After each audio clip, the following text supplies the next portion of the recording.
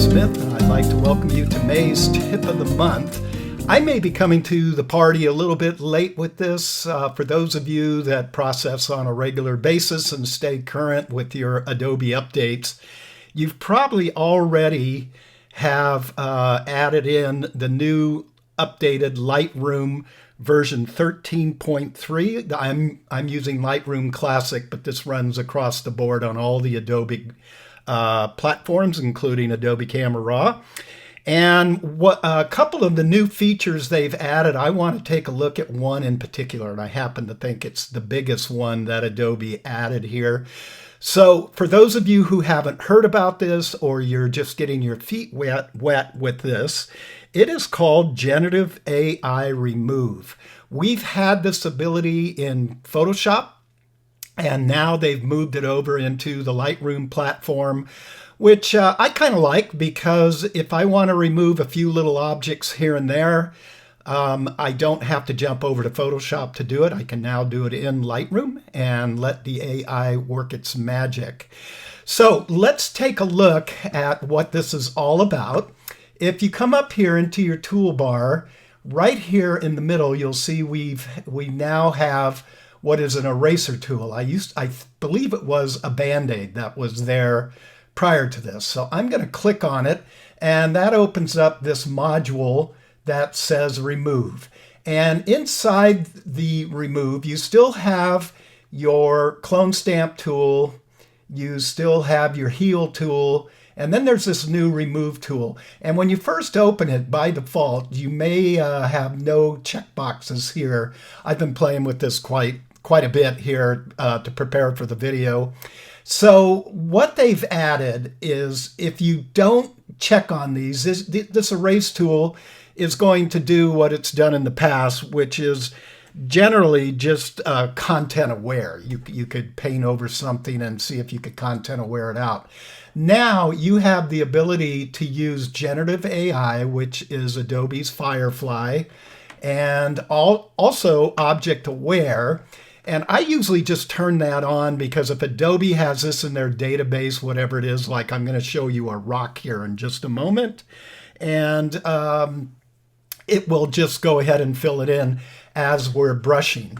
So my goal here with this picture is I want to remove this rock and try to get this scene a little more centered with this foreground rock and this beautiful reflection. And before we move forward, I know some of you may be thinking, hey Don, didn't you just release a blog where you really kind of badmouthed AI? And I did. And I still feel that way. All of us are going to have to make a decision as we move forward with this new AI, is how much are we going to alter a scene, or how little? I'm not here to make a decision on that for you today. All I'm going to do is show you how these tools work. So what I'm going to do, I'm going to just use my right bracket key here, and I am going to come in, let me bring it back over here, and I'm going to paint around the outside. I want to give it a little bit of breathing room on the outside, and as I release, it'll just fill in. Now you can see up here, if I felt I needed to add a little more, I could just come in and add a little more. If I think I painted too much, I can hit my subtract button, but I'm going to click apply. And now the image is going up to the Adobe Cloud, and Firefly is taking a look at it, and it's saying, okay, here's what he wanted to remove. Now, it did a great job the first time out. Here we actually, as in Photoshop, we actually have 3 variations and a refresh button.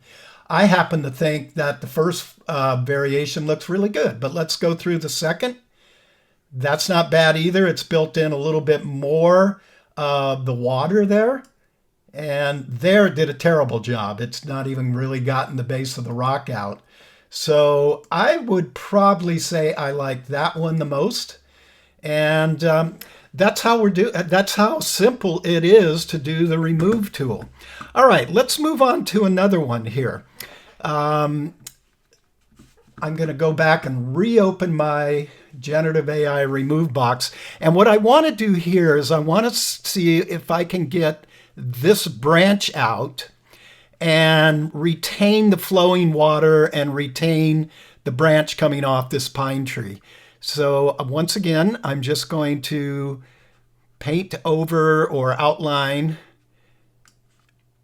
that area, and it did a good job. You can see down here it's missed a few of these branches, so I'm just going to come in and I'm just going to add those in. And we'll look up here. I think it's gotten that pretty good. And I'm going to leave this alone. I probably could subtract there, but for the heck of it, let's just hit apply and see what it does.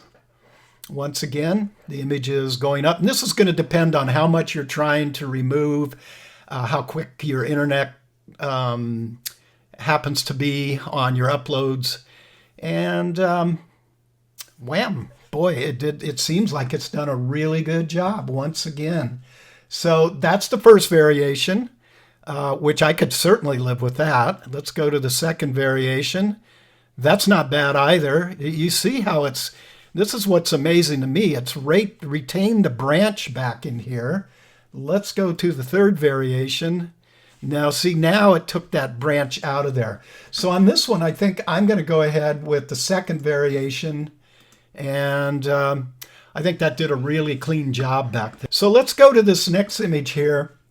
And I'll preface this by saying I've yet to be able to get this to work on the first couple of tries. But I figured, the first two went really easy. So what I want to do is try to remove this green tree and retain the yellow trees so we get a little bit better balance in the scene, especially around the edge. And here's what I'm discovering. As you come over close to the edges, it doesn't always quite understand what you're trying to remove. So I'm going to paint that in. Actually, I can just go ahead and paint that in. Let's go ahead and click apply.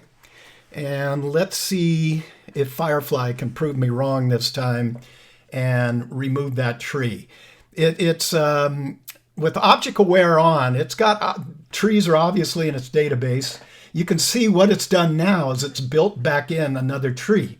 So let's click another refresh, or not a refresh, but oh my gosh, there it is. I'm going to go to number 3, but that is as close in about 5 tries as I've ever gotten it. And I'm going to come in and touch that up. But let's see what number 3 does. No, see, 3 tries to build in. Now, again, I could go and click refresh, but I think number 2 is so close. Okay, so what I'm going to do is close it down, and I'm going to close it back, or reopen it, excuse me. And I am going to paint there. And we'll just hit apply. And really, I could have used the clone stamp there probably, or the heal tool, and it would have done it a lot quicker, but let's just see. I've surprised myself here because in my practice rounds, yeah, that took it out of there. It really struggled to get that tree. I guess right on the edge, we've got a little bit more. So let's just take the clone tool, or the heal tool here. And there we go. That should do it. Yep, and that took it out. So pretty cool. Once again, I'm going to state this AI is here to stay. It's going to be incumbent upon all of us as to how far we're going to draw the line with it.